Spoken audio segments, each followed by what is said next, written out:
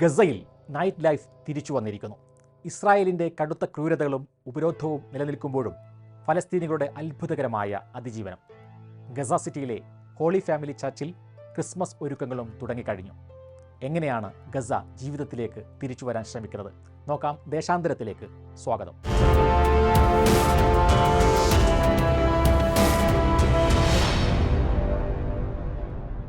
രണ്ടു വർഷമായി യുദ്ധം തുടരുകയായിരുന്ന ഗസയിൽ രാത്രിയായിരുന്നു കൂടുതൽ ആക്രമണങ്ങളും. മരണം പതുങ്ങിയിരിക്കുന്ന മണിക്കൂറുകളെ അതിജീവിച്ച ജനത ഇപ്പോൾ പതുക്കെ പഴയ നൈറ്റ് ലൈഫിലേക്ക് തിരിച്ചെത്തുകയാണ്.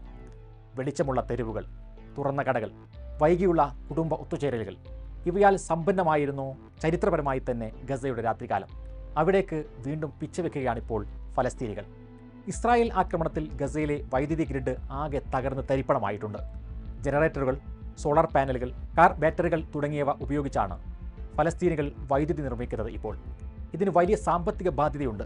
സോളാർ പാനലുകളിലോ കാർ ബാറ്ററികളിലോ പ്രവർത്തിക്കുന്ന കുറച്ച് കഫേകൾ, ചെറിയ പലചരക്ക് കടകൾ, കിയോസ്കുകൾ എന്നിവയാണ് ഗസയുടെ പല ഭാഗത്തും ഇപ്പോൾ തുറന്നിരിക്കുന്നത്. ഇസ്രായേലിൻ്റെ കടുത്ത ഭീഷണി ഉണ്ടായിട്ടും സ്വന്തം നഗരങ്ങളിലേക്ക് തിരിച്ചു വരാനുള്ള അടങ്ങാത്ത അഭിനിവേശമാണ് ഇവിടേക്ക് ഫലസ്തീനികളെ എത്തിച്ചത്. രാത്രി ഒന്നിച്ചിരിക്കുക, ലഘുഭക്ഷണം കഴിക്കുക, അയൽക്കാരുമായി സംസാരിക്കുക തുടങ്ങിയ ദിനചര്യകൾ ഗസ സിറ്റിയിലടക്കം തിരിച്ചെത്തിയിരിക്കുന്നു. ഏറെ ചരിത്ര പ്രാധാന്യമുള്ള ഗസ സിറ്റിയിലെ ഹോളി ഫാമിലി ചർച്ചിലും ക്രിസ്മസ് ആഘോഷങ്ങൾ ഒരു ഇടവേളയ്ക്ക് ശേഷം തിരിച്ചെത്തിയിരിക്കുന്നു. 2 വർഷത്തിനിടെ ഇതാദ്യമായി സംഘർഷത്തിൻ്റെ ശബ്ദങ്ങൾക്ക് പകരം ക്രിസ്മസ് സംഗീതങ്ങൾ മുഴങ്ങുന്നു, അലങ്കാരങ്ങൾ പരന്നിരിക്കുന്നു. ഇസ്രായേലിൻ്റെ നിരവധി ആക്രമണങ്ങളെ അതിജീവിച്ച പള്ളിയാണിത്. ഈ പള്ളിമുറ്റത്ത് നിരവധി അഭയാർത്ഥികൾ കൊല്ലപ്പെട്ടു. ഈ വർഷത്തെ ക്രിസ്മസ് ഗംഭീരമായി ആഘോഷിക്കാനാണ് കുട്ടികളുടെ അടക്കം ഒരുക്കം. ഗസയിലെ പ്രധാന മ്യൂസിയമായിരുന്നു പാഷ പാലസ്. 13-ാം നൂറ്റാണ്ടിൽ നിർമ്മിച്ച ഈ കൊട്ടാരം ഗസയിലെ പ്രധാന ചരിത്ര കൗതുകമായിരുന്നു. കൊട്ടാരത്തിൻ്റെ ഇന്നത്തെ കാഴ്ച ആകെ മാറിയിട്ടുണ്ട്. ഈ കെട്ടിടത്തിൻ്റെ 70% ഇസ്രായേൽ തകർത്ത് കഴിഞ്ഞു. ഘടനാപരമായ നാശനഷ്ടങ്ങൾക്ക് പുറമെ സഹസ്രാബ്ദങ്ങളായി സൂക്ഷിച്ചു പോന്നിരുന്ന 20,000-ലധികം അപൂർവ പുരാവസ്തുക്കൾ കാണാതാവുകയോ കൊള്ളയടിക്കപ്പെടുകയോ ചെയ്തു.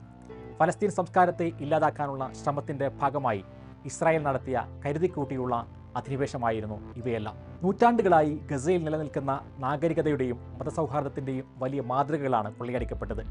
ഇവിടെ അവശേഷിക്കുന്ന ചരിത്രം സംരക്ഷിക്കാൻ ശ്രമിക്കുകയാണിപ്പോൾ ചരിത്രകാരന്മാരും സന്നദ്ധ പ്രവർത്തകരും. ഇങ്ങനെ മനുഷ്യചരിത്രത്തിൽ സമാനതകളില്ലാത്ത അതിജീവനമാണ് ഗസക്കാർ നടത്തിക്കൊണ്ടിരിക്കുന്നത്. വിശ്വാസത്തിൻ്റെ കരുത്തിൽ, ആത്മധൈര്യത്തിൽ ജീവിതം തുടരും എന്നാണ് ഗസക്കാർ പ്രഖ്യാപിക്കുന്നത്.